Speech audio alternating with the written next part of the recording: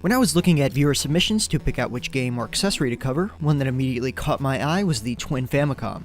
This was an accessory, or console truth be told, that I didn't know a whole lot about, so I immediately went to do some research into the topic. After doing some reading, I realized that the Twin Famicom would be a perfect fit for the series, as it expands on an accessory that I've covered previously, the Famicom Disk System. In today's episode of Famicom Weekend, the first bonus episode of the series, we'll be taking a look at Sharp's Twin Famicom, released in Japan in 1986. Sharp is a tech corporation with a focus on general household tech solutions, things like televisions, audio equipment, office equipment, and so on. But you might be surprised to learn that Sharp has worked with Nintendo on various occasions, at least in the heyday of the Famicom and Super Famicom.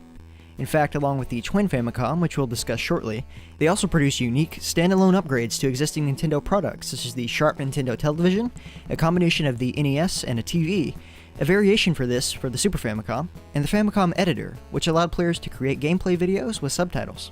All of these products were known for their excellent video output, and excellent quality in general. Needless to say, Nintendo and Sharp shared a close, successful working relationship that resulted in quite a few great products.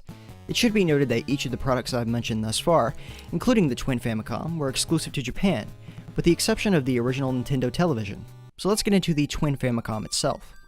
The Sharp Twin Famicom is a combination of the original Famicom, which read traditional cartridge-based games, and the Famicom Disk System, which read Nintendo's proprietary floppy disk called disc cards in an all-in-one, self-contained unit.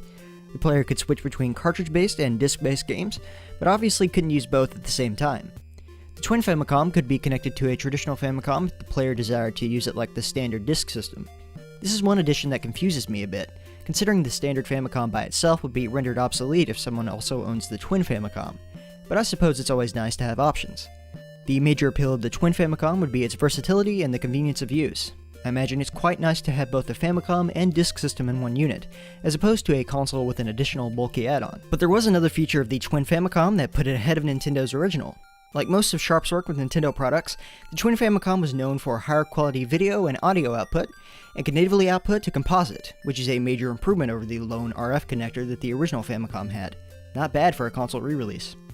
The Twin Famicom was an early example of companies re-releasing their hardware with various revisions and improvements, made especially unique having been released by an entirely different company.